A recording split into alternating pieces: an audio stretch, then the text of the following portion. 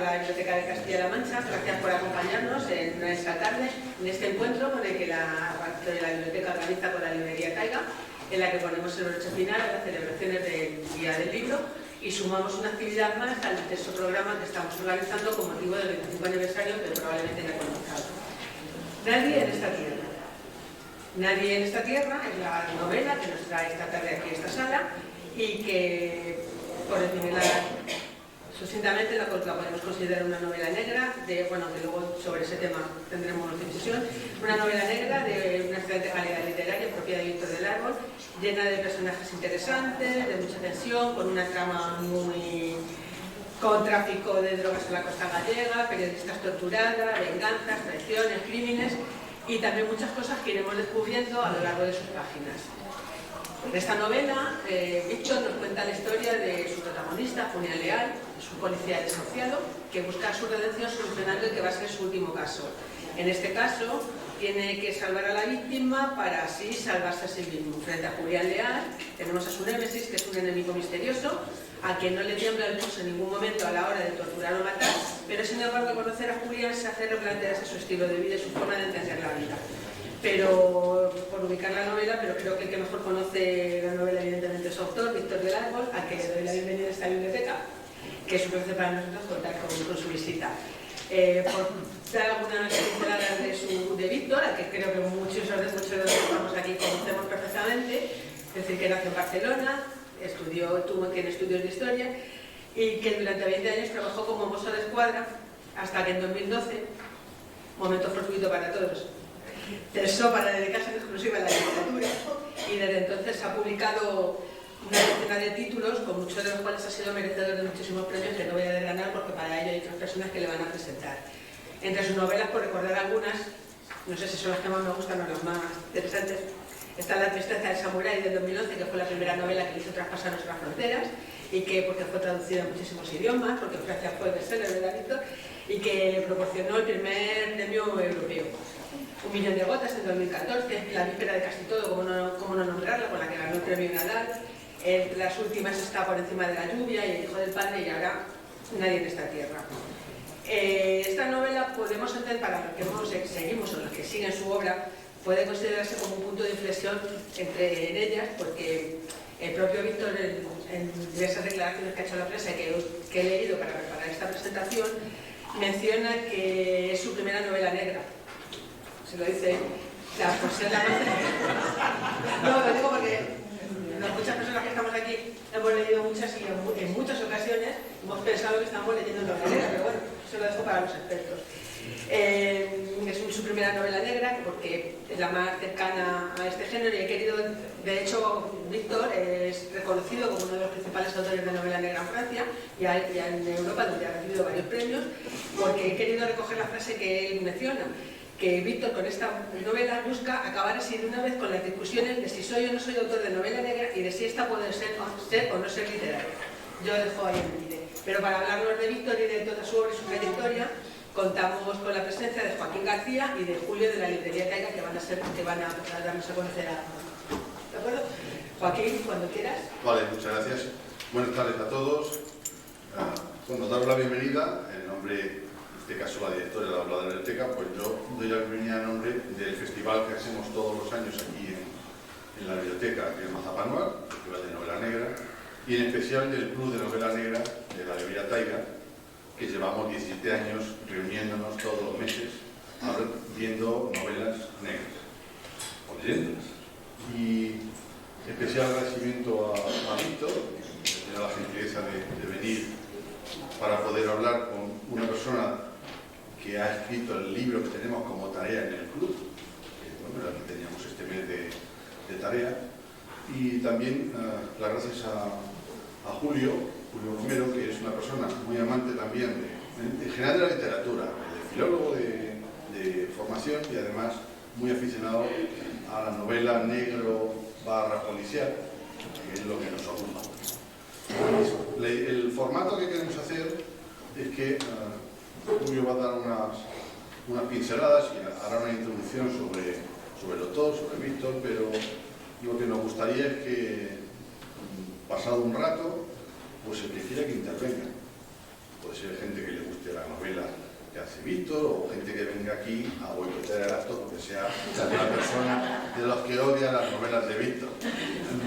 El principio que tenemos en el club es que todas las opiniones son igual de válidas, todas, siempre.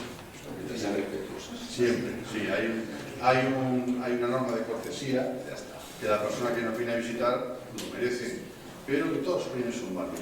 Y a partir de ahí, bueno, pues cada uno que ponga lo que le ha parecido o las dudas que tenga con respecto a la novela, que siempre es lo más interesante, el poder hablar con el autor que le gusta y preguntarle por qué pasaba aquello o por qué no dejaba de pasar. Yo en mi caso, y creo que Julio también, intentaremos no hacer ningún destripe, ¿vale? Para que el que no haya leído la novela se anime a leerla, porque cumple dos cosas que para mi gusto son interesantes. Una, que es muy atractiva de leer, es decir, que se lee con interés, se lee con degustación, diría yo, con lo cual siempre es atractivo y divertido. Y otro, que aporta cosas nuevas, es decir, la novela negra o la novela policial, o bueno, esto ya es muy largo de discutirlo. Pero este tipo de novelas nos aportan cosas interesantes cuando son innovadoras, no repiten siempre el mismo cliché que a veces nos aburre. Yo creo que esta obra en concreto de Víctor tiene esa premisa. Bueno, y sin más, pues os dejo con Julio y con Víctor para que nos cuenten lo que tengan preparado. Adelante. Hola, buenas tardes a todos y gracias a Víctor por estar aquí y a la biblioteca por traerle y seguir afianzando la oferta literaria y cultural de la ciudad. Quería, antes de nada, como soy Víctor, ya lo ha dicho Joaquín, pero desde Taiga y entiendo que desde la ciudad queremos agradecer esa labor que ha hecho el Club de Negra de Taiga durante 17 años, mes a mes casi o cada 2 meses, sin descanso. Incluso voy a hacer la prueba que la pandemia yo creo que se escapan de casa y se escondieron en algún trastero para seguir con el club seguramente. Sí, seguimos. Porque creo que merece la pena destacarlo y agradecerles el esfuerzo mensual de Joaquín y de todos sus secuaces. Porque 17 años son muchos, ¿no?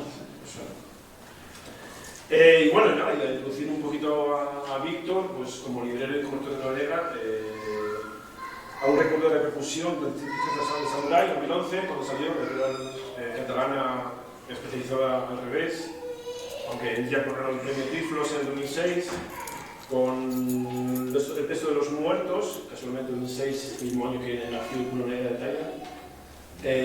Bueno, pero en 2011 ganó el premio, lanzó la Círculo de Samurai y fue una repercusión brutal, ¿no? El año siguiente en Francia el premio Polar, el novela mejor europea del año. Novela negra y eso le lanzó la carrera de fondo que en la que no ha parado todavía. No, evidentemente con este proceso.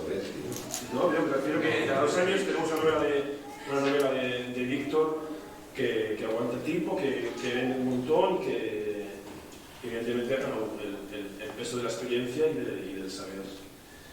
del saber estar ahí. No quiero tampoco nombrar todas las obras de Víctor, igual después más adelante estará el caso, el premio, como he comentado, Nadal 2016, pues creo que es un premio que a nosotros nos gusta mucho cada año, pues son novelas muy leíbles y muy interesantes, con Lolita Castillo. Y sí quería comentar una cosa que me pareció curiosa cuando fue en el 17, que Víctor es caballero de la Orden de las Artes y Letras del Estado francés, y no sé si es más importante en Francia que en España, pero me pareció muy curioso y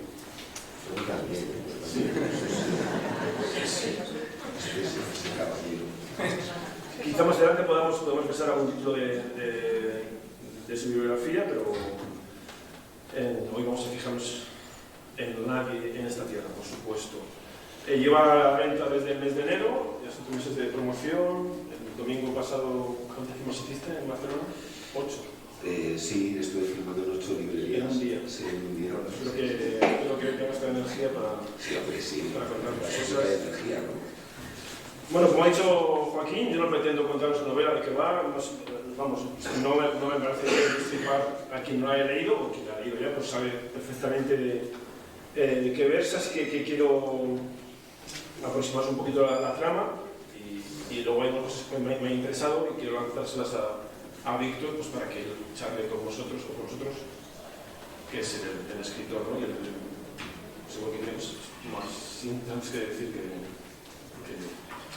bueno, en el área de esa tierra encontramos a Julián Leal, que es un inspector de policía enfermo, que regresa a los paisajes de su infancia en Galicia pues, para mostrar las cuentas de su conciencia y a los recuerdos más escondidos y apartados de su memoria.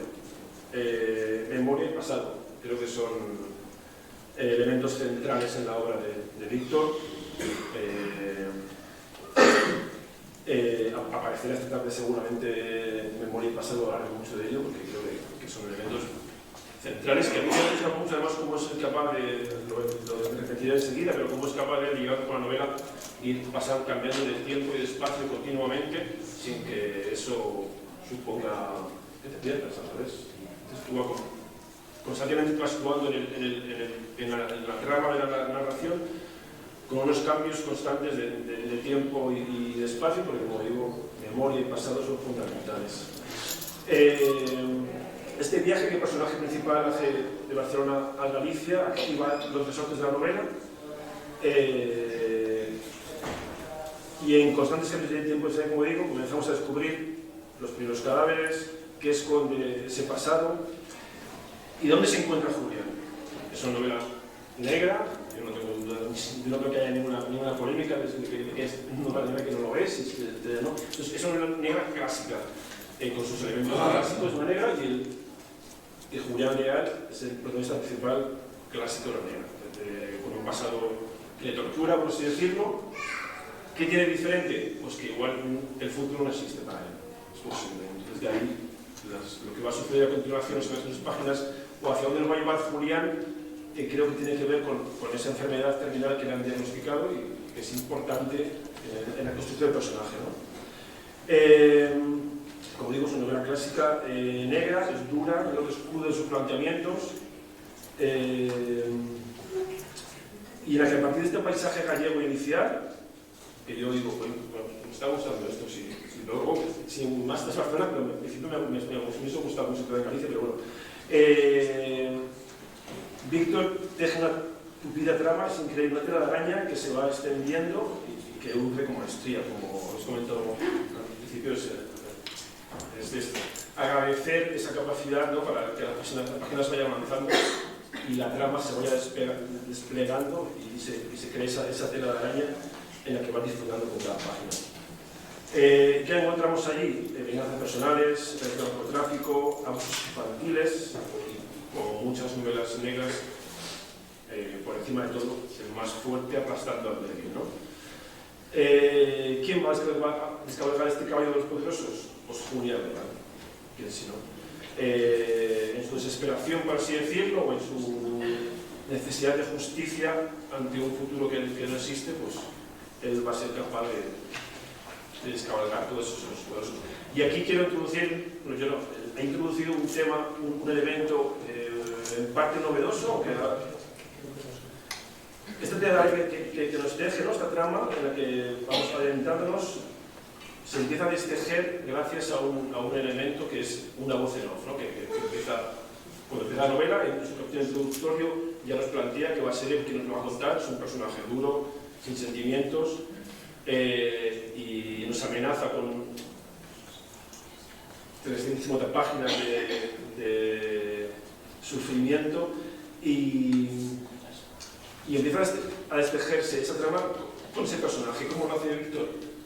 Yo antes le he dicho, al menos si lo piensas, en la tragedia griega había un coro que con sus pautas, después de cada acto, te explicaba un poquito, hacía como de pensamiento, que iba explicando cosas que no estaban dichas en la obra. Pues aquí este personaje, una voz en off, va contándonos los actos y omisiones que Julián va cometiendo y me ha parecido un elemento innovador y que a mí me ha gustado mucho. Como ha dicho Joaquín también, a mí me ha encantado. Sobre todo esa capacidad que tiene Víctor de que esa voz vaya apareciendo, desapareciendo sin una pauta previsible hasta que esa voz no se convierte en personaje real. Y entonces el personaje real, que en la introducción era un personaje duro, sabemos que es un sicario, el hombre de ojos oscuros, entra en contacto con otros personajes y su actitud se va moldeando, ¿no? Y entonces aquí yo quiero que empiece un poco Víctor a contarnos cómo se crea esta técnica, por así decirlo, cómo se le ocurre esta técnica de la voz en off, que nos va explicando un poquito por encima esta novela, y el contrapunto de este personaje. Al final de la novela se juntan, ¿no? Los Escudos y Joaquín de Ar se juntan, y como, no sé cómo tiran tanto la mente. Marino, como ha dicho, es como su némesis, ¿no? Son personajes enfrentados, muy parecidos en el fondo. Somos dos bichos raros, uno a cada extremo del sistema. Tú lo haces defendiendo sin creer, yo me he aprovechado sin creer. Me parece que la novela, más allá de la trama, estos dos personajes son los que nivelan toda la novela, los que la llevan hacia adelante. Y entonces me gustaría que arrancase un poquito, contarnos, no sé, desde el punto de vista de creador, como de esta novela de escritor, por qué estos personajes masculinos y por qué esa idea de esa voz en off que nos va a contar la historia de Julia. Vale. Buenas tardes a todos. A mí me encanta que los demás hablen de lo que escriben, porque aprendo mucho de lo que escribo. Hay una cosa, antes de contestar a tu pregunta, me gustaría dejar clara una cosa, y es que una parte muy interesante de escribir responde al instinto, más que a la inteligencia. Es decir, todos estos análisis que hacemos los hacemos siempre a posteriori. Es decir, cuando uno elige por qué escribir una historia y por qué crearla de una manera determinada, con unos personajes determinados, muchas veces es por instinto. Es porque, aunque la gente no se lo crea, escribir tiene una parte de creación que tú no controlas. Tú no sabes muy bien, cuando empiezas a escribir una historia, por qué ese tema y no otro, por qué un personaje se te impone más rápidamente que otros, y por qué hay cosas que tú te das cuenta de que no funcionan y de que tienes que cambiar. Entonces, yo tenía muy claro, después de haber escrito una novela como El hijo del padre, es una novela muy intensa, muy dura, muy íntima, que quería irme lejos de esa intensidad sin pronunciar a mi voz. Entonces tenía muy claro que, bueno, después de haber sido 20 años policía, pues ya era el momento de escribir una novela donde, digamos, que estuviera habitada por policías, ¿no? ¿Por qué? Pues porque antes era el policía que escribía novelas y ahora soy el escritor que en otra vida fue policía, ¿no? Entonces ahora me lo podía permitir. Curiosamente, yo lo que quería era escribir una novela habitada por policías, pero no una novela policial. Luego explicaré por qué. Entonces, tenía muy claro que el personaje principal, el héroe, pues llamarlo de alguna manera, aunque no me gusta mucho ese concepto, tenía que ser Julián Leal, ¿no? Tenía que ser Julián Leal en un momento de su vida donde efectivamente no hay futuro, ¿no? Hay una película que a mí me encanta, de Harvey Keitel, que se llama Bad Lieutenant, Teniente Corrupto. Supongo que muy poca gente la ha visto. Es una película muy antigua, pero muy recomendable, donde el policía, el protagonista, es un policía corrupto, pero que cree en Dios y va a confesarse todos los domingos de todas las perrerías que hace, ¿no? Y entonces ahí, pues bueno, un par hay alguien que viola a una monja y la monja no quiere decir quiénes son estos chicos que la han violado. Entonces este inspector corrupto se mete entre ceja y ceja a encontrar a los culpables para redimirse un poco, ¿no? Bueno, pues de alguna manera Julián Leal no es un policía corrupto, mucho menos, pero sí que transgrede la ley. Ese concepto a mí me parece muy interesante también. Pero digamos que al principio de la novela, cuando nos damos cuenta de que tiene una enfermedad terminal, de que su vida se está acabando, digamos que él hace una reflexión muy lógica y es preguntarse qué ha hecho con su vida al principio de la novela, ¿no? Es decir, es un policía brillante, condecorado, y bueno, de repente se da cuenta de que ya no cree en lo que defiende.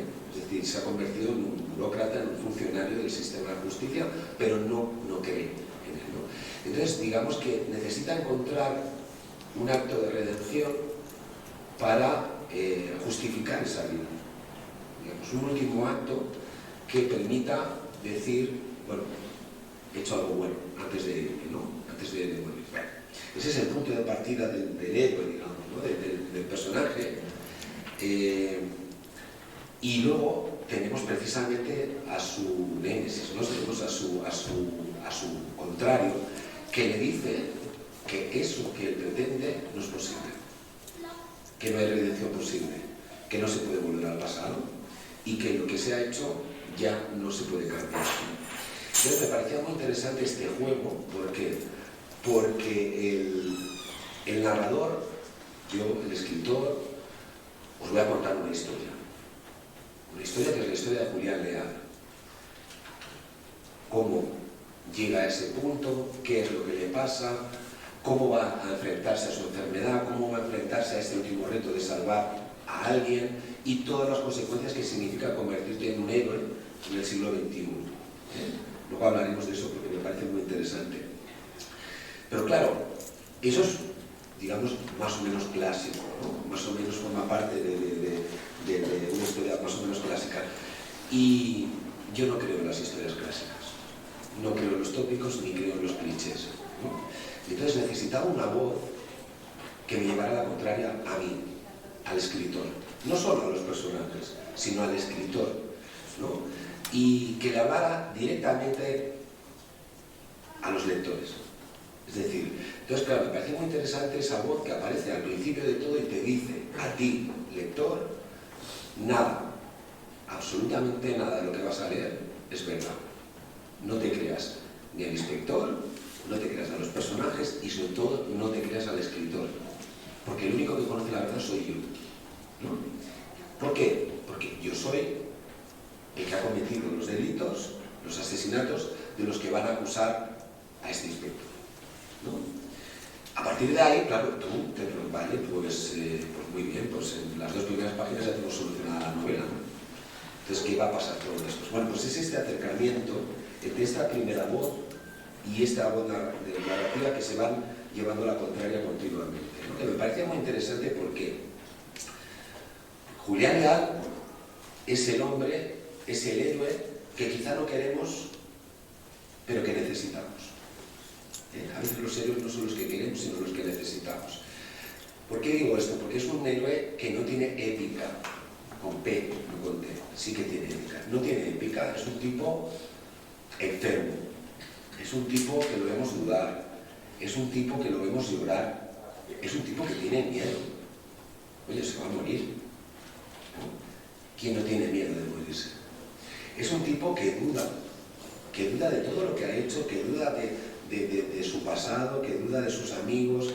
Es un tipo que se queda solo, ¿no? Y aún así es el héroe que nosotros queremos ayudar. ¿Por qué? Porque es buena gente. En el fondo es buena gente. Es un hombre que es, como su apellido dice, él hace honor a su apellido, es leal a sus amigos, es leal a sus raíces, es leal a su trabajo, aunque ya no crea en él. Porque Julián Leal ya no cree en la ley, pero sigue creyendo en la justicia. Y eso es muy importante para él, ¿no? Entonces lo vamos viendo en esa historia, cómo va avanzando, y lo vamos justificando continuamente en sus errores, en sus aciertos. Queremos salvarlo de alguna manera, ¿no? Pero luego tenemos esa primera voz que nos habla desde el cinismo, que es el asesino. Y el asesino lo primero que nos dice es que no es un psicópata. No soy el típico personaje que aparece en las novelas de thriller americano. No soy el típico personaje que vais a ver en las series de Netflix que mata a 455 sin pestañear. Yo no soy Rambo, yo no soy un videojuego. Yo soy real, existo. Y he matado no a 500, sino a 3 personas. A 3. Y las he matado por una serie de razones que vosotros no conocéis. Y además lo hago no porque yo sea una persona que no tiene sentimientos, no porque sea una persona insensible, no porque sea un enfermo, luego porque se me da bien hacerlo, porque es mi trabajo y porque el mundo es como es, ¿no? Entonces tenemos estos dos personajes antagónicos que evidentemente desde el principio nosotros decimos, bueno, claramente yo me voy a poner del lado de Julián Leal, que es el héroe que sabe llorar, ¿no? ¿Por qué? Porque nuestra tendencia es esa, ¿no? Pero a medida que va avanzando la novela, yo os prometo, si no la habéis leído, que os va a pasar algo muy curioso. Muy curioso. Cuanto más oímos esta voz que nos habla en primera persona, que de vez en cuando te dice para. Interrumpe la narración, dice para. ¿Qué tontería estás diciendo, Julián, de que puedes cambiar el mundo con un acto de heroísmo? ¿No entiendes que el mundo es así? Bueno, y vuelve a desaparecer. Poco a poco esa primera voz se va convirtiendo en una presencia que a mí, como escritor, sinceramente, me toca mucho las narices, porque me lleva a la contraria continuamente, ¿no? Y nos pasa una cosa muy curiosa, empieza a resultarnos atractivo. Empieza a convertirse en una presencia casi la vamos equilibrando con la de Julián Leal, ¿no? Y vamos diciendo, joder, Julián, es que este tipo, cuyo nombre no conocemos, cuya vida no conocemos porque se esconde muy bien, no nos la quiere contar, es que tiene razón. ¿Por qué sigues creyendo en la amistad si la amistad no existe? ¿Por qué sigues creyendo que vale la pena sacrificar la vida por un valor que no existe, que nadie cree? Si ya nadie cree en el heroísmo, si todo el mundo se ha vuelto un cínico, mira la corrupción, mira cómo funciona el mundo, mira a tus amigos que te han abandonado, estás solo, te vas a morir y aún así tú te empeñas. Porque poco a poco, sin darnos nosotros cuenta, le vamos dando la razón a este tipo que nos habla en primera persona. Y sin embargo, Julián te dice que no, que el heroísmo es otra cosa. El heroísmo no es salirte por la tuya. El heroísmo no es triunfar. ¿Quién ha dicho que el héroe tenga que triunfar? ¿No has hablado de la tragedia griega? El fatum, ¿no? El destino, el destino trágico del ser humano. Bueno, ¿quién ha dicho que ser un héroe tenga que ser algo épico, algo grandioso, algo que te dé fama o que te dé prestigio? Eso no tiene nada que ver con el heroísmo. El heroísmo es, muchas veces, fracasar, perder, el anonimato, la ignominia, que tus amigos dejen de confiar en ti, que te destruyan una carrera, que destruyan una vida y que te quedes solo. Y aún así, que hagas lo correcto, ¿no? Porque lo que Julián Leal intenta demostrar a través de esta historia es que sí, el hombre de los ojos oscuros tiene muchas razones. Es muy inteligente, es muy culto, muy persuasivo. Es como una serpiente, ¿sabéis? Que nos va hablando al oído, nos va susurrando. ¿Para qué complicarse la vida? Con el bien, el mal, la ética, la moral, la ley. Si al final es la ley de la selva, haz lo que te dé la gana. Haz lo que te dé la gana, si te vas a morir igual.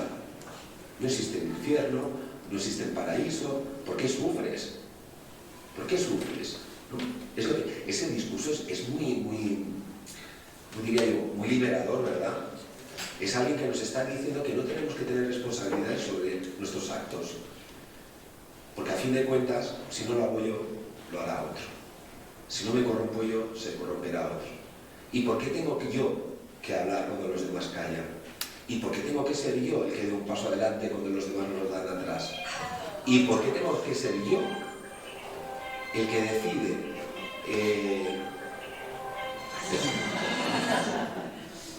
Perdón. esto lo hago yo? Perdón. Me ha pasado alguna vez en la radio y en la tele también una vez me pasó.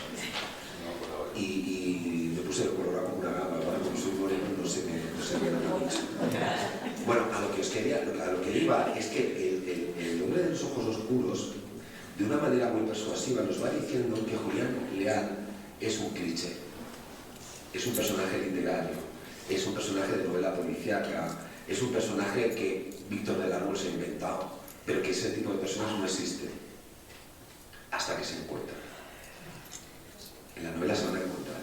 ¿Os gusta Clint Eastwood? ¿Habéis visto Sin Perdón? Sí. Eso es, un duelo. No un duelo como el que nos tienen acostumbradas las novelas negras o policíacas o americanas. No es un duelo de a ver quién va a vencer a quién. No. Es un duelo de iguales. es un duelo de iguales, es un duelo de un tipo que de repente descubrimos que todo ese cinismo que tiene, que toda esa capacidad de persuasión que tiene y que todo eso que nos dice que es de una realidad absoluta, ¿no? De repente tiene una grieta, que es un personaje que no os voy a decir, que aparece en la novela. Y de repente se mira a Julián Leal y piensa, es que a lo mejor me gustaría ser como tú, pero no puedo. A lo mejor en vez de ser un cínico, a lo mejor en vez de ser un sicario, un perro que come en el cazo que otros le ponen, me gustaría ser como tú. Porque en el fondo resulta que Julián Leal es mucho más libre, es mucho más fuerte y tiene mucho más coraje y mucha más razón de la que pueda tener el hombre de los ojos oscuros. Pero a Julián Leal le pasa algo también. Es que piensa, a lo mejor me gustaría ser como tú. A lo mejor me gustaría no tener tantos principios. A lo mejor me gustaría no dejarme llevar tanto por la ética, por el sentido de la justicia. A lo mejor me gustaría tener el coraje para hacer lo que tú haces, ¿no? Entonces es muy curioso, porque los dos personajes, las dos voces, tienen algo que al otro le falta. Y eso es lo que a mí me encanta de las novelas, la contradicción. Porque entre las dos novelas se suma lo que somos nosotros. Hay un también, yo quiero, aunque dices que es verdad, esto de escribir es muy instintivo, yo lo comprendo, pero hay algo, mi programa me ha gustado siempre en tus novelas, y incidir un poco en esto, en la construcción que decides en los diálogos. Claro, si tú has sido capaz de, si ese encuentro entre ellos dos triunfa la novela y los dos pueden mirarse a los ojos y ver las grietas que hay, quiero decir, en la novela, cuando tú estás leyendo como lector, es por tu maestría en esos diálogos, por cómo son diálogos potentes. Hay una cosa que me encanta, que cuando yo me lo leo, yo lo salto. El guión dijo, Juan, me encanta porque casi nunca aparece. Los diálogos son directos, sin introducciones constantes. Claro, quería incidir en eso, pero si dices que es instintivo, pues entonces no puedo. No, hombre, pero también el instinto también se educa. Es decir, ¿quién es el maestro de los diálogos? Hemingway. O sea, nadie escribe diálogos como los escribía Hemingway. Entonces yo he leído mucho a Hemingway. Yo siempre, no te voy a decir siempre, mi mujer me dice que no sea jamás autorreferencial. Bueno, yo le digo a mis alumnos que no se puede ser un buen escritor si no es un buen lector. Entonces ahí, al final un escritor acaba siendo también el resultado de sus primeras lecturas y de una lectura muy analítica, ¿no? Yo que aprendí de Hemingway con el tema de los diálogos, pues algo que yo aplico en la vida, ¿no? Es decir, nunca hables por hablar. No hables por hablar, no gastes saliva inútilmente. Hay gente que le molesta mucho el silencio, porque le incomoda. Bueno, ahí te va a llover hoy, ¿no? Sí. Oye, ¿tu madre qué tal? Bueno, ahí anda. Bueno, eso es gastar saliva. Yo soy una persona en la vida muy intensa. Me gusta ir mucho a lo que hay que ir. Y mis personajes lo hacen también en el sentido de que no puedes utilizar una voz de un personaje si no es para aportar información al lector que no está en lo que ya has escrito o en lo que ya ha hecho el personaje. Es decir, un diálogo no puede ser reiterativo. Si ya lo ha explicado el narrador o si ya ha hecho algo el personaje, no es necesario que el personaje hable diciendo lo mismo, ¿no? Y luego me parece muy interesante también la construcción. En la construcción de los personajes entran muchos conceptos, muchos elementos. Y uno muy importante que se suele obviar es la voz. La voz. La voz en la literatura, la voz la ponemos nosotros, los lectores, sobreescribiendo sobre lo que el escritor ha escrito. Entonces, cuando lo único que tenemos es lo que nos dice el personaje. Y el cómo lo dice lo tenemos que interpretar nosotros a través de las inflexiones. Por eso me parecen tan importantes. Es decir, una novela no es una obra de teatro. Es decir, tú, a través de los gestos, si yo te digo a ti una cosa y tú torces el morro, ¿no? Y pones mala cara, tú ya estás también incidiendo o deduciendo en qué tono te lo ha dicho el personaje y cómo lo recibes tú, con lo cual también te estoy dando información del receptor, ¿no? Es decir, es tan fácil y tan difícil como establecer una conversación normal y corriente sin decir tonterías, es decir, yendo a lo importante. Ese es uno de los elementos que yo cuido mucho, ¿eh? Y luego, ¿qué dice cada personaje, ¿no? Es decir, los bloques de información son muy interesantes porque es muy difícil, por ejemplo, que el hombre de los ojos oscuros nos hable sobre el amor romántico.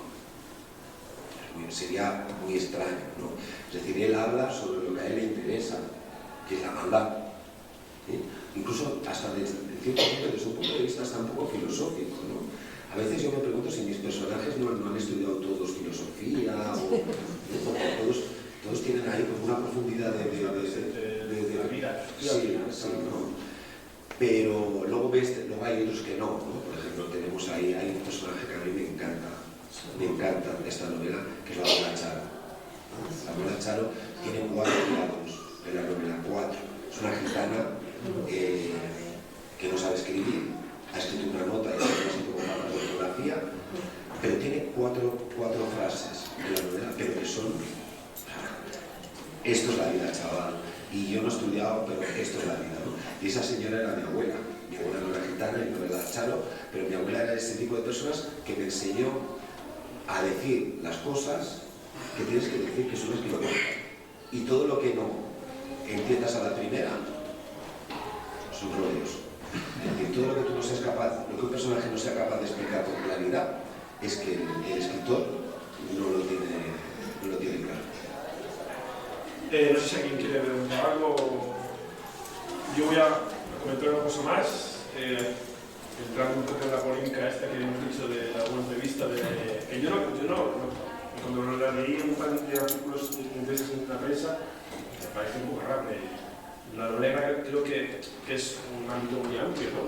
De verdad, cuando yo estoy en la librería de pregunta, pues hay una policía clásica que es muy, pues ya está, esto sí, o un thriller, ¿no? Esos thrillers que triunfan ahora un poco vacíos, digo, por lo que quiero comentar a continuación, que a mí me ha gustado mucho cómo construye Víctor.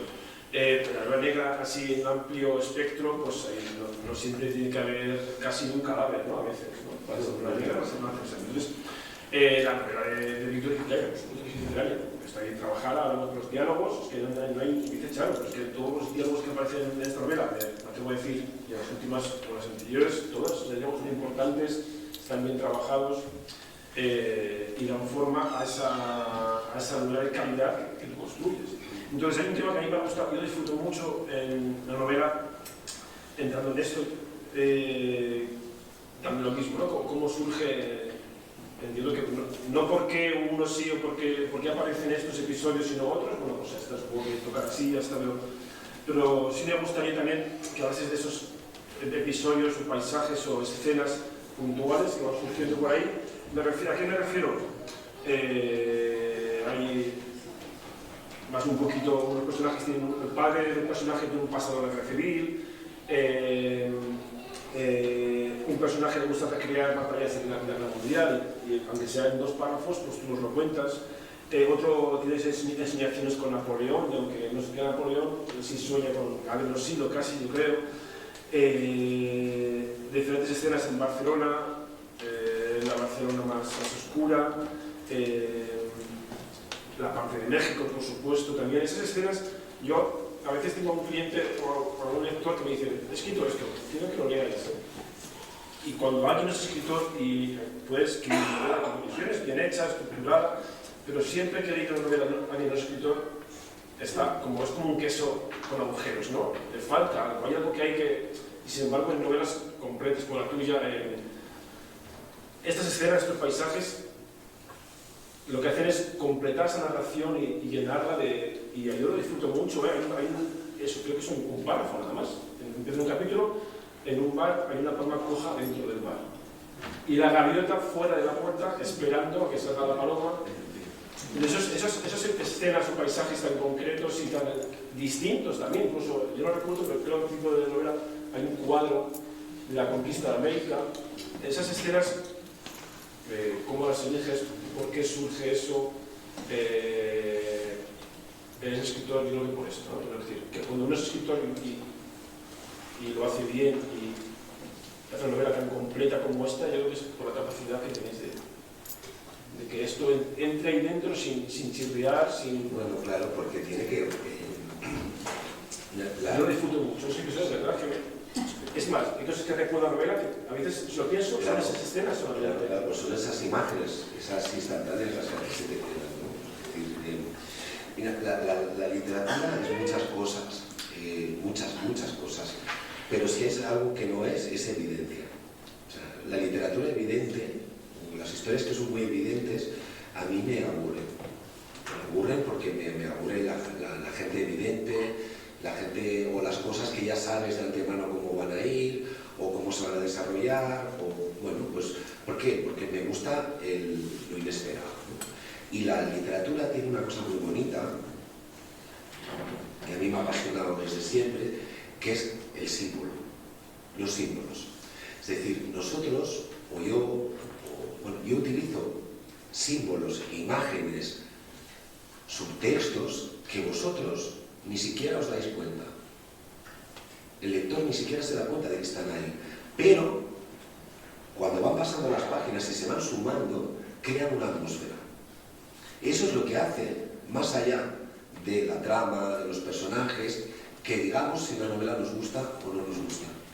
Si es dura o es menos dura. No son las escenas de violencia, no, es una serie de símbolos que se van utilizando, subliminales si queréis, para crear un todo, para que esa novela sea redonda, ¿no? Por ejemplo, la escena de la gaviota y la paloma. Yo soy de Barcelona. Las gaviotas hace ya mucho tiempo que no comen pescado, porque en el puerto de Barcelona ya no hay. Ahí solo hay turistas, franceses y manchas de aceite. Entonces las gaviotas cada vez se van más arriba, ¿no? ¿Qué comen las gaviotas? Lo que pillan. Ratas, palomas. No sé si habéis visto alguna vez a una gaviota comerse una paloma. Es un espectáculo, parece de National Geographic. Primero parece, la persecución parece un combate aéreo de la Primera Guerra Mundial. Y luego cuando la pilla es como ver un guepardo o un león comiéndose una cera. Es un espectáculo hipnótico, ¿no? Y yo lo he visto, claro. Pero también hay un símbolo. En la novela, y además en esa escena, se habla, hay una referencia a la Guerra Civil Española.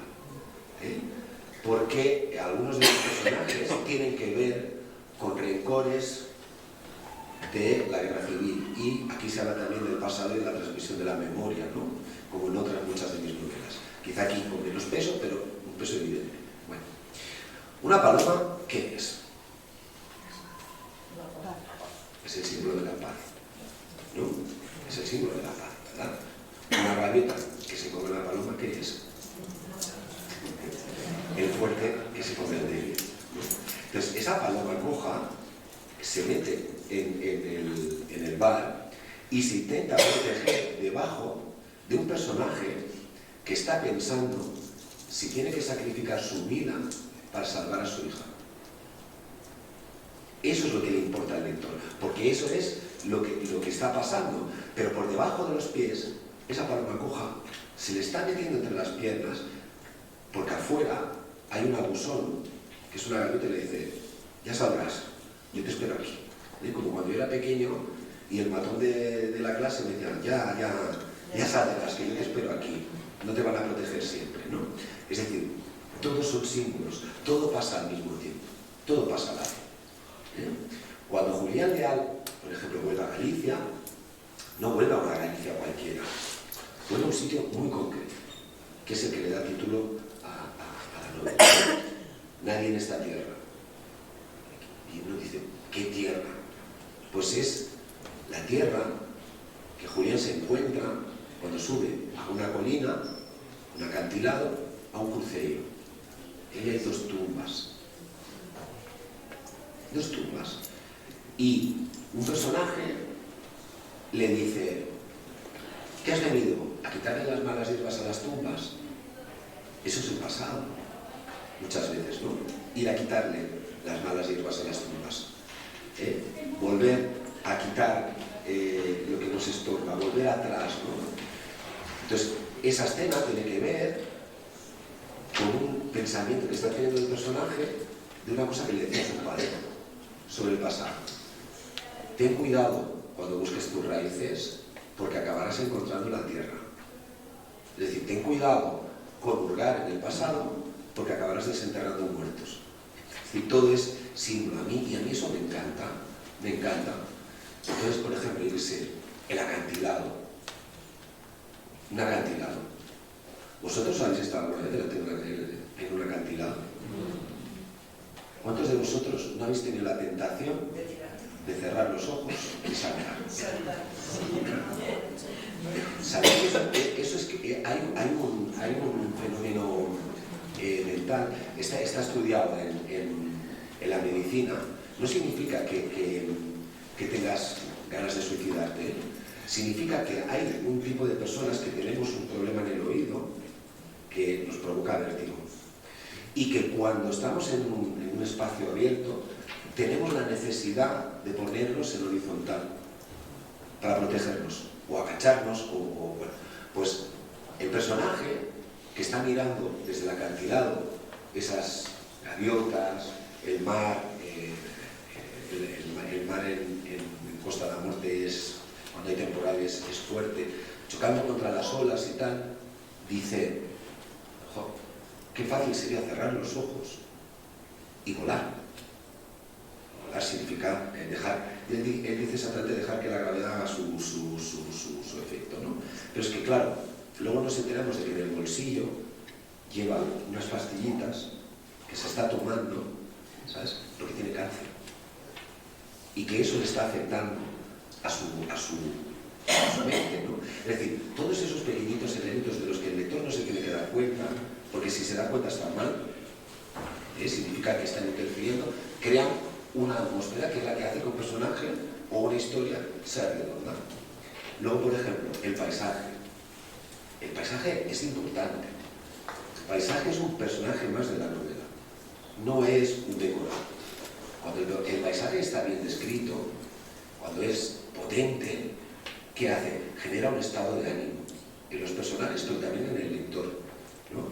Hay un pintor que a mí me gustaba mucho, que se llama Nicolas de Estel, que decía que el paisaje sin la mirada no existe. Si nosotros no tuviéramos ojos, ni oídos, si no tuviéramos los sentidos, el paisaje no sería nada, no significaría nada. Somos nosotros que vertemos nuestras emociones en el paisaje. Si llueve y ya está, pero nosotros, eso nos genera un estado de ánimo. Si estamos en un acantilado, en un temporal, eso nos genera un estado de ánimo. No es lo mismo que este personaje sea de Galicia que sea de Toledo. No es lo mismo que haya pasado su infancia en un acantilado que en estas calles. ¿Por qué? Porque su percepción de la vida sería otra. Y en la percepción del lector también. Entonces, el paisaje crea atmósfera. El lenguaje crea atmósfera. Utilizar ciertos adjetivos crea atmósfera. Abusar de los adjetivos te saca de la historia, ¿no? Entonces yo amo profundamente mi oficio. No, se nota que... La verdad es que yo no leí las últimas novelas tuyas. Es que... luego hablaremos sí que es la cena de la sobreproducción literaria de este país. Pero se nota que tienes una capacidad especial, ¿no? ¿Puedo decir una cosa sobre esto? Y lo digo con total honestidad. Yo creo que para ser escritor no necesitas tener un talento especial. Necesitas un don, eso sí, que es el don de ver lo que los demás no ven. Y luego aprender a contarlo, ¿no? Aprender a hacer de lo anecdótico a hacerlo universal, eso sí. Pero lo que a mí me importa de verdad, o lo que creo que es fundamental para un escritor sea escritor de verdad, es entender que la palabra importa. Es decir, que lo que tú dices importa. Que cuando tú llenas un hueco en algo, cuando tú pones una palabra en un sitio donde antes no había nada, ahora hay algo. Y ser consciente continuamente de eso. ¿Me explico? Por supuesto, yo como lector también aprecio mucho a veces cuando hay un verbo que no esperas que esté ahí. Que hay esa capacidad para retorcerlo y decir, joder, que bien esto aquí. Y escoger todo el bagaje cultural que tenemos una lengua maravillosa, todo el bagaje lingüístico, coger todo eso y utilizarlo de la manera mejor posible, ¿no? Es decir, de la mejor manera posible para que el mensaje que tú quieres pasar llegue de la mejor manera posible al lector. Yo siempre digo lo mismo, otra vez, autorreferencia, me cago en la puta. Como no está mi mujer, da igual. Lo que quiero decir es que cuando escribo, yo no escribo pensando solo en la trama, en lo que vosotros vais a leer, en la historia de Julián Leal, de Virginia, de Soria, de lo de los ojos. No, para mí es el vehículo. Es el vehículo. Pero a mí me importa otra cosa. A mí me importa otra cosa. O sea, a mí lo que me importa es que cuando tú acabes el libro, ese libro se convierta en otra cosa. Que lo lleves a un club de lectura y discutáis sobre el sentido de la corrupción. ¿Qué es el poder? ¿Qué es la violencia infantil? ¿Qué es escribir? ¿O qué es leer? ¿No? Leer, para mí, es poner algo donde antes no había nada. Una semilla. Una semilla. Hablar, por ejemplo, como Waldo habla en esta novela, de literatura. En esta novela se habla un montón de literatura. Los policías hablan mucho de literatura, y donde no os lo creéis, pero es verdad. Y hay muchos policías que tocan la guitarra, y que hacen teatro, y que hacen muchas cosas. Porque no dejan de ser personas que tienen un trabajo, ¿no? Pues aquí, por ejemplo, se habla mucho de literatura. Y no es casual que yo hable de determinados libros. Por ejemplo, la historia interminable. La historia interminable, que es un homenaje a la literatura, a la creación, a contar historias. Entonces, yo creo que es ese amor, como decía San Pedro, es ese amor el que convierte a uno en escritor. No es el trabajo técnico. Porque el trabajo técnico se puede aprender. Ahora, más todavía, que haya programas que te estructuran una novela. Entonces, con la capacidad para que las palabras y las frases fluyan y discurran y que el lector, creo que eso hay muchos. Claro. Y un verbo que no tendría que ir ahí, pero tú lo pones, de repente cambia el sentido de la frase, ¿no? Y un adjetivo que tendría que ir en otro sitio, tú lo pones en el sitio que no toca y cambia el sentido de lo que significa ese personaje. Eso se llama amor. Incluso en toda tu obra. Lo que decía al principio, cómo nos llevas cambiando constantemente el tiempo y el espacio.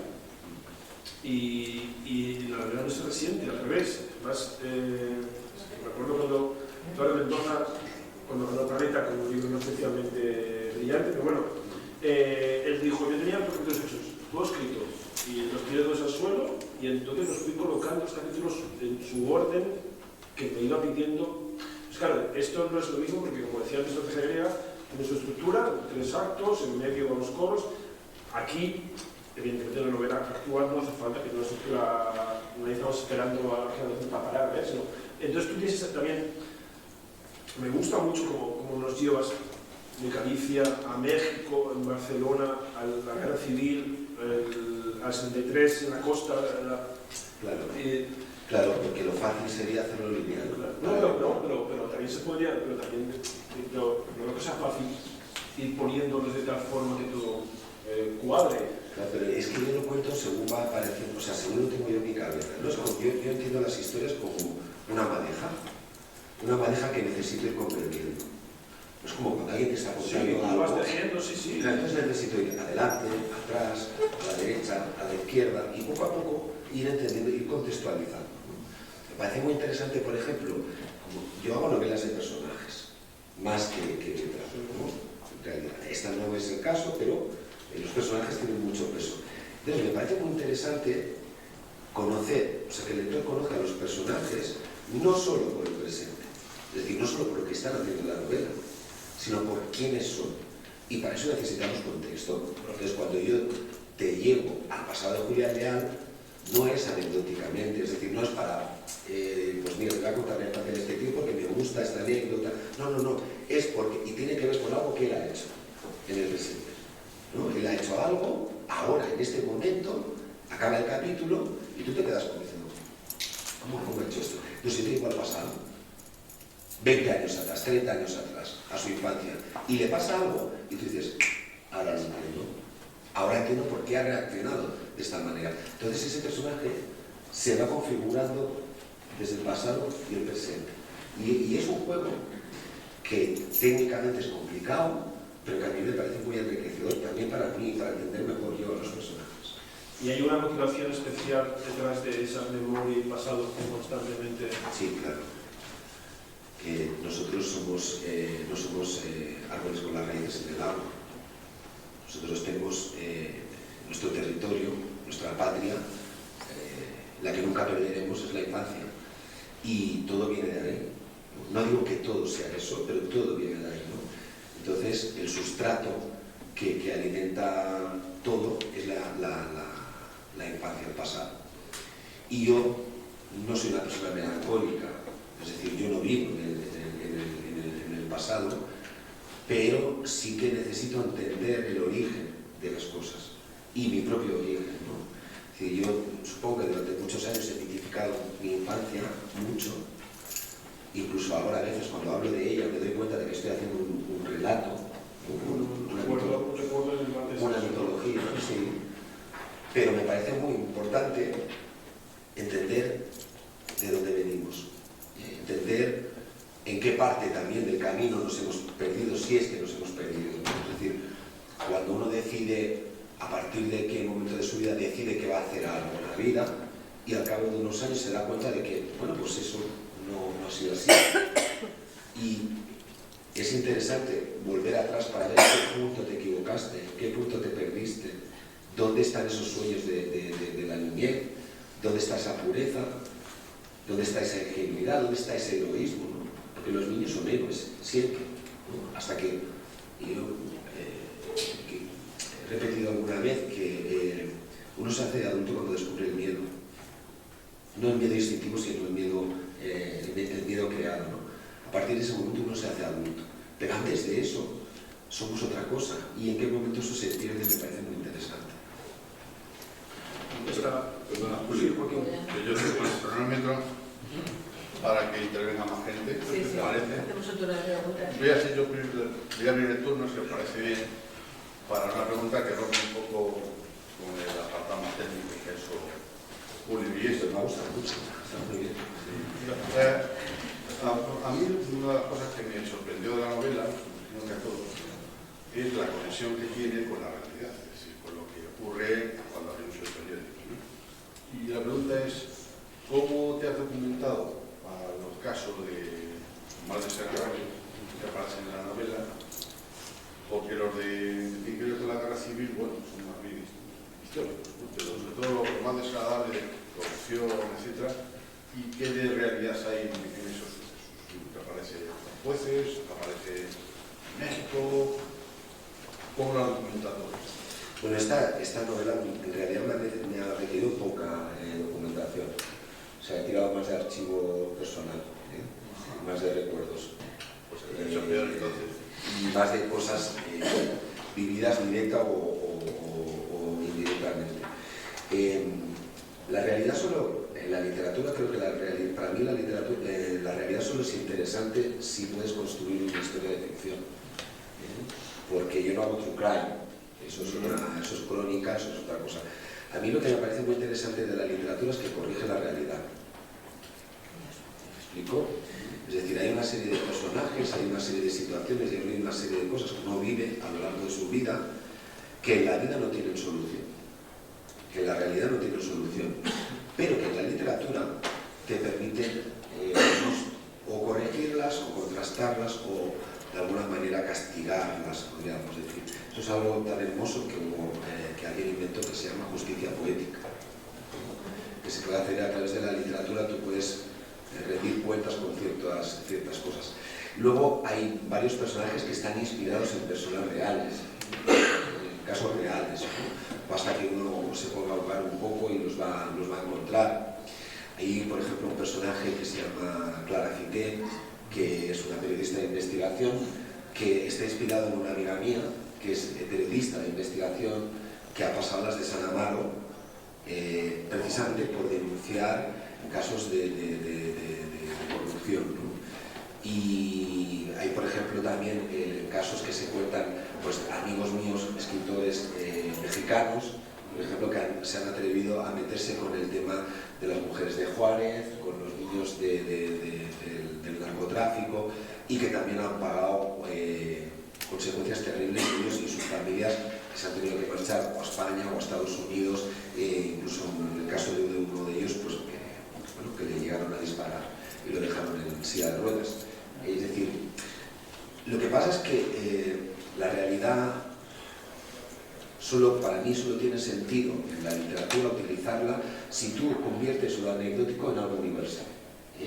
Es decir, si cualquiera que lea el libro se convence de que eso es más que ficción, es que yo lo he hecho bien. Es que yo lo he hecho bien. Porque solo es la punta del mejor no saber, ¿no? No, ¿cómo que mejor no saber? No, al contrario. Hay que saber, claro que hay que saber. ¿Cuál es la ventaja de la literatura sobre un periódico? ¿Cuál es la ventaja de una novela de ficción sobre un true crime, por ejemplo? La carne, la experiencia personal. Es decir, tú lees una noticia en el periódico o ves una noticia en la televisión y tú sabes que eso le ha pasado a otro. No es tu familia, no lo conoces, no es tu padre, no es tu amigo, no es tu madre y no eres tú. Entonces puedes sentir más o menos empatía. Cuando esa noticia afecta a alguien que sé que conoces, aunque sea indirectamente, un vecino, alguien de tu ciudad, a que ya te afecta más, ya le prestas más atención. Bien, pues imagínate que eso te pasa a ti, o le pasa a alguien de tu círculo íntimo. Eso es lo que hace la literatura. Es lo que hace la literatura. La literatura te dice, esto no le está pasando a Julián Leal, no le está pasando al niño de Chinchilla, no, esto te está pasando a ti en el momento que lo estás leyendo. Y si no te está pasando, yo lo estoy haciendo mal. Si tú no sufres, alguien me ha dicho antes, es decir, que tus novelas duelen mucho. Digo, pues claro, es que si tú te ríes con una novela mía, tenemos un problema. Los dos tenemos que ir de la manita, así ya. ¿Vale? ¿Por qué? Porque yo lo que quiero no es, a ver, ¿cómo lo explico? No es hacer sufrir a la gente por hacerla sufrir. No, eso no tiene sentido.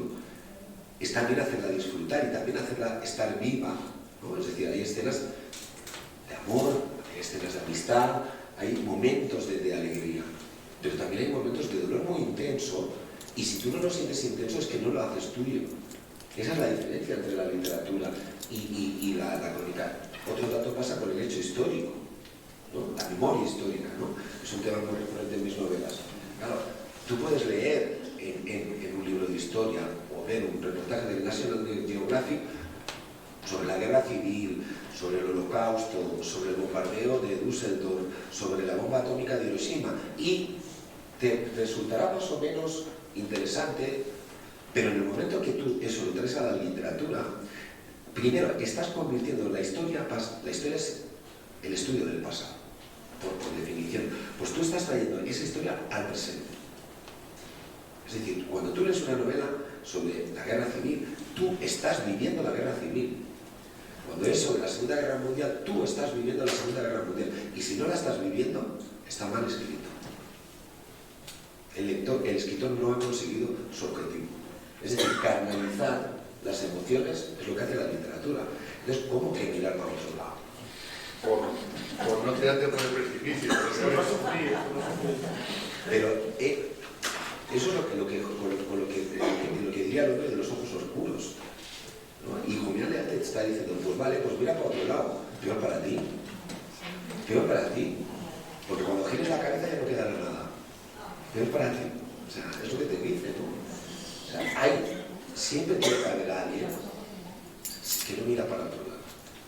Sí, cuando te vuelves a la Bueno, y acaba como acaba. Pero eso es honesto, por eso yo hablaba de sin perdón, de equilibrismo. A mí me recordaba, en cierta manera, también el personaje Julián Leal, pues ante, por ejemplo, Horizontes Lejanos. Sí. Es ese tipo de llanero solitario, ¿no? Pero moderno. Es decir, es un tío que dice, bueno, yo ya sé que no tengo nada que hacer, lo cual no es verdad. Ahí lo dejo. Pero hace lo que hay. Bueno, o lo que le obligan, Según su conciencia. lo que le obligan, porque yo hay una cosa, el concepto del heroísmo es un concepto que he estudiado mucho en esta novela y me parece muy curioso, ¿no? La mayoría de las novelas, el protagonista de este tipo o es un alcohólico, un acabado, o es un grupo, ¿no? Es un tipo que por mera intuición lo soluciona todo. Y en cambio Julián Leal no. Julián Leal es un tipo que es un héroe por necesidad y por obligación, es decir, son los demás los que le obligan a ser un héroe, porque no quiere. Entonces, yo creo que querer ser un héroe, claro, querer ser un héroe es ser un necio. O sea, decir, no, yo quiero ser un héroe, yo quiero salir en la tele, yo quiero ser famoso, yo quiero salvar al mundo, tú eres un necio. Eres un necio, porque tú lo que tienes que hacer es ser feliz, vivir tu vida y hacer felices a los tuyos. ¿Y quién coño es que quiere meter en camisa 11 barras, como dices tú? Pues que a veces no tienes más remedio.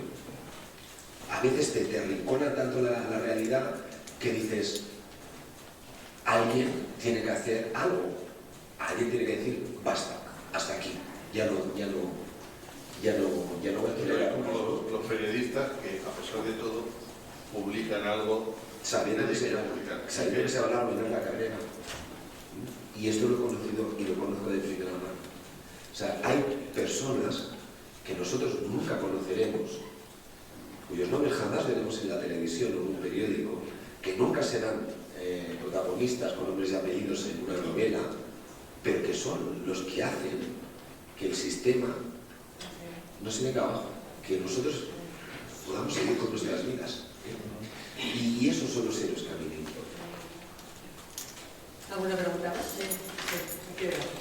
Hola. Yo me tengo varias.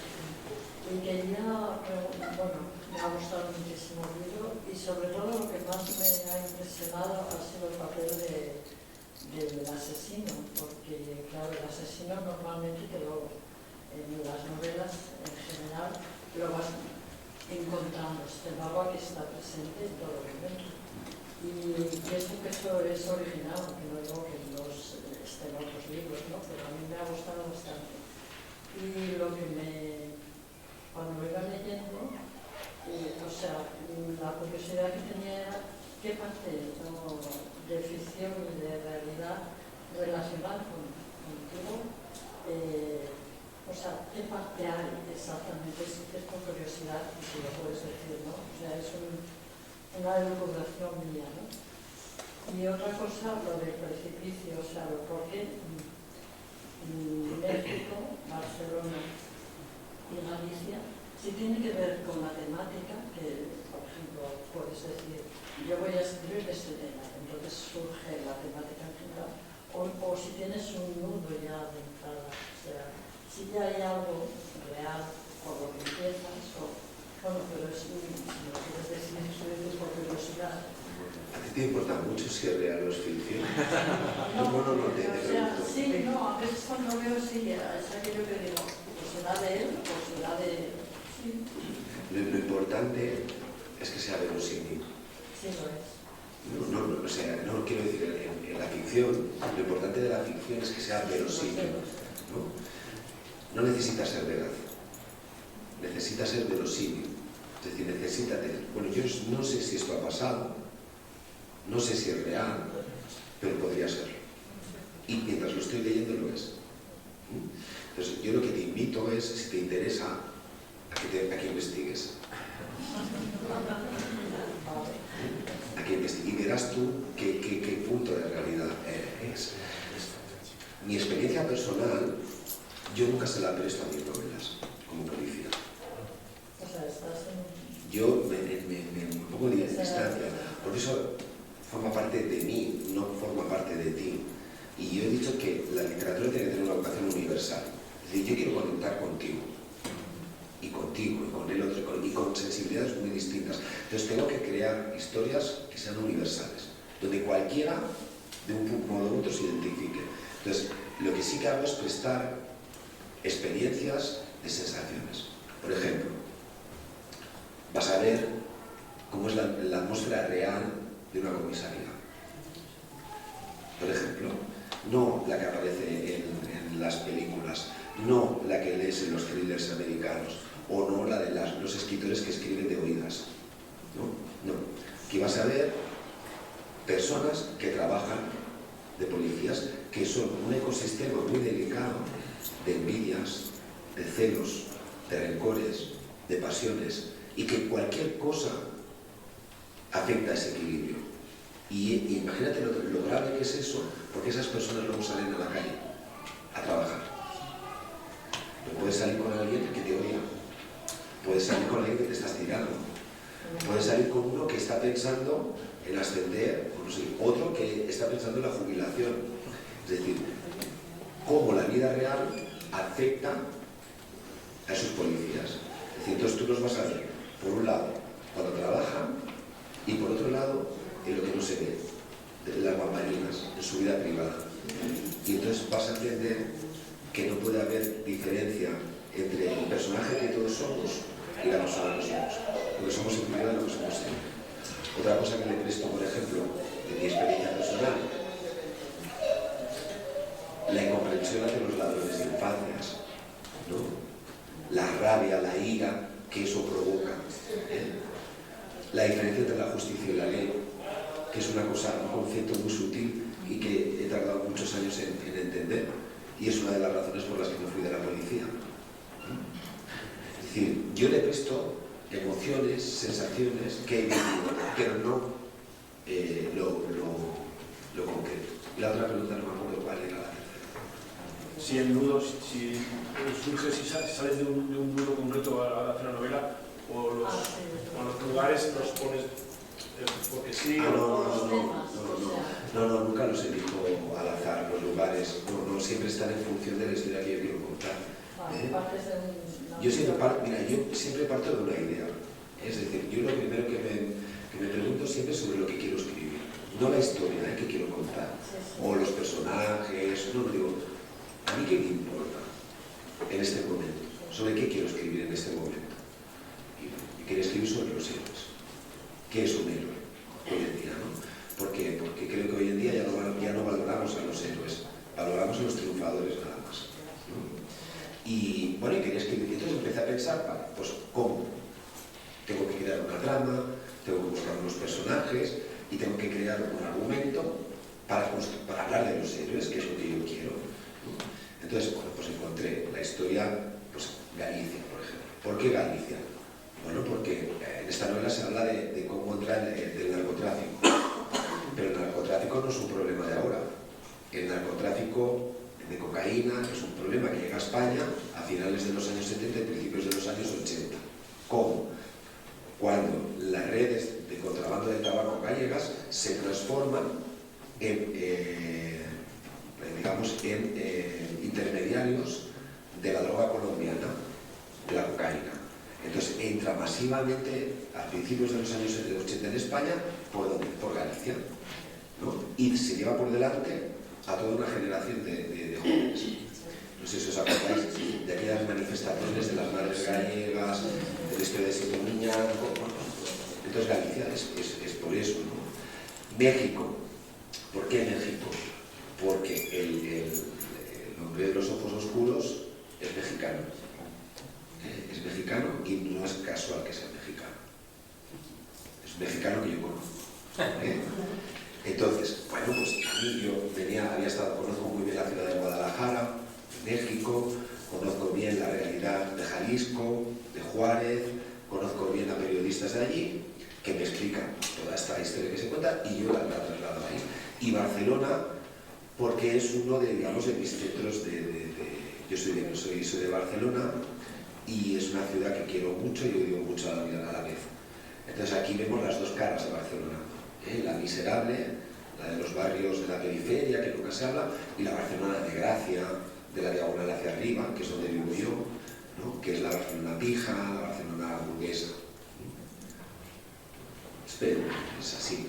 Pero podría haber venido a cualquier otro sitio si la historia no lo pidiera. Una última pregunta. ¿Has Sí. pensado que una segunda parte? Sí.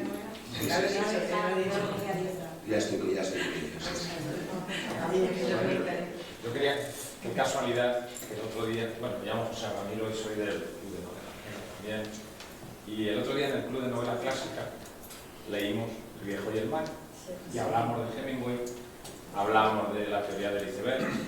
Entonces, pues escuchándote, después de haber leído muchas o varias novelas tuyas, a mí me parece que en esta, como has hecho una labor de más limpieza para dejar menos puntita y más fondo, desde el punto de vista sobre todo estilístico. Puede ser. Sí, es una evolución, claro. Esta es una novela, esto del concepto americano que me gusta mucho, es mainstream. Esa es una novela más abierta, ¿no? Y luego yo también la escribí con una intención fundacional.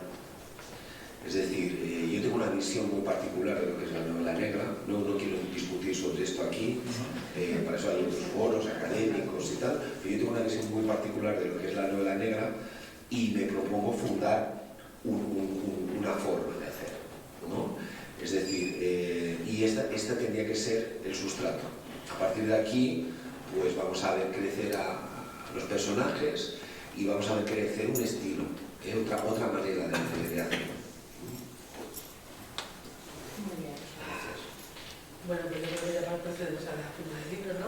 Estamos Bueno, aquí esperando. ¿no tenéis más preguntas? ¿Alguna pregunta más? Antes de que... Sí, amiga. Claro.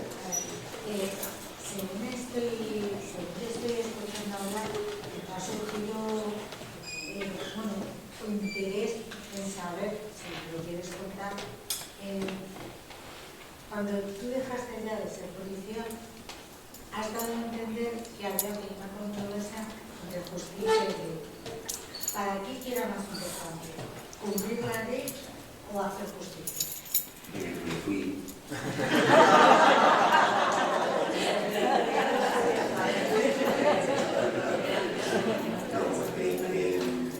Yo creo que esto es broma y no es broma, pero yo creo que es un trabajo maravilloso, pero que desgasta mucho. Y creo que hay que hacerlo mientras de verdad tengas la fuerza y la convicción para mantenerte siendo quien eres. Cuando ese trabajo te empieza a devorar, es el momento de marcharse. Yo lo he dicho en alguna ocasión, no sé si se entiende muy bien, pero yo me hice policía un poco como Julián Leal, con una idea de justicia hacia mi propio pasado. Y ese tipo de justicia no existe. No existe, ¿no? Entonces, lo único que puedes hacer es intentar que la ley sea más humana. ¿Me explico? En el poco margen que tú tienes, intentar que la gente se sienta un poco mejor, ¿no? Pero yo tenía un comisario, un jefe, que aparece en la novela, con otras caras, el mío no era tan así, pero bueno, que siempre sabes que nos decía, Víctor, tú no eres un asistente social y no eres un cura, eres un policía, eres un funcionario. Entonces, claro, hay un momento en que eso para mí significa una contradicción muy potente, muy poderosa, porque la ley tiene vocación de justicia, la ley tiene vocación de justicia, pero la ley sobre todo es un artificio de la civilización, ¿sabes?, para sostener un sistema. que es el sistema de derecho, ¿no? Y muchas veces eso no tiene que ver con la justicia. La justicia es un sentimiento instintivo de lo que está bien y de lo que está mal. Y cuando esa contradicción se vuelve irresoluble, tienes dos caminos. O te vuelves un cínico, o te resignas, es decir, aceptas que eso es lo que hay, o te vas. Ya está, no hay más. Bueno, pues muchas gracias. Yo